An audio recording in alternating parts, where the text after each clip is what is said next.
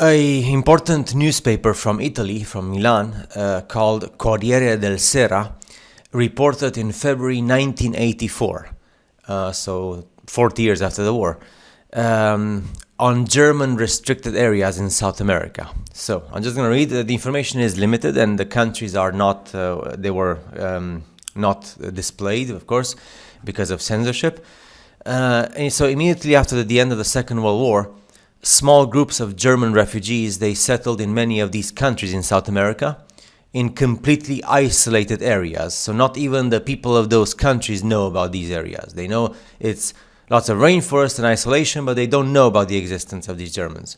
And often near the borders. So it's always between the borders of 2 or 3 countries, right? The Germans built many sheds that served as homes and storage facilities, and they began to cultivate the land, so agriculture.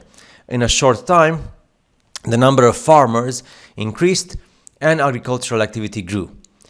So a village first emerged, and eventually, after more development, a town with workshops and some industry.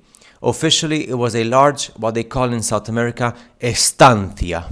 That's how it's the word, estancia, which is like an agricultural enterprise to which, since it was a private property, bought with money and controlled, no one had access. Only the people who lived there had access. So even the country, like for example, if it's Argentina or Colombia or Chile, doesn't have access to that area. Now, I cannot say the name of the countries because they're deleted. They just put like brackets or like dots. But in one of these countries, there's at least 6 estancias, so 6 German colonies. In another country, there's 4 German colonies. And then there's like 12 German colonies on the border between 2 countries. Probably one of them is Argentina, most certainly. In the province, in a mountainous area that extends to the border with the other country, the Germans bought an estancia, so a private land, of 30,000 hectares. 30,000 hectares. And across the border, in another country, in a region which again the name is deleted, there is a colony.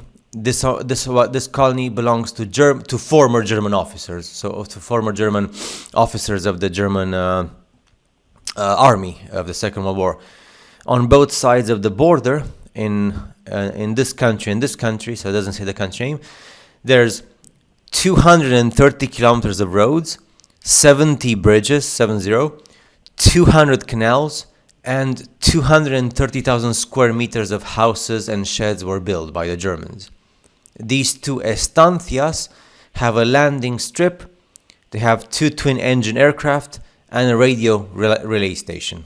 So, we have 6 plus 4 plus 12 estancias, in total of 22 estancias, so 22 German colonies and German territories, completely isolated from the outside world, and distributed across various South American countries, whose names above have been replaced by the periods in the text, so the names have been taken out, so we don't know. Of course, it makes sense for their own protection. And the last mentioned territory, which was also deleted, which extends into 2 countries on both sides of the border, it covers an area of 30,000 hectares in one of the countries alone. The bridges, canals, and the kilometers of roads and square meters of built-up area listed, on the other hand, they refer to the total area on both sides of the border. So they share lands in the 2 countries. A border which, for the restricted area as such, is not a border at all. It's like a private land only for the Germans. The German language press in Germany has also reported on this for many years after the war. And regarding the German special territories in South America, which are called estancias or colonies, and they reported for this for 20 years, since the end of the war until the 1960s.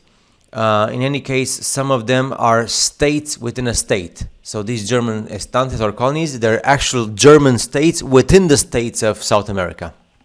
And listen carefully, they are exempt from taxes and custom duties. So the money system they have there is nothing to do with the money system that the rest of the world has.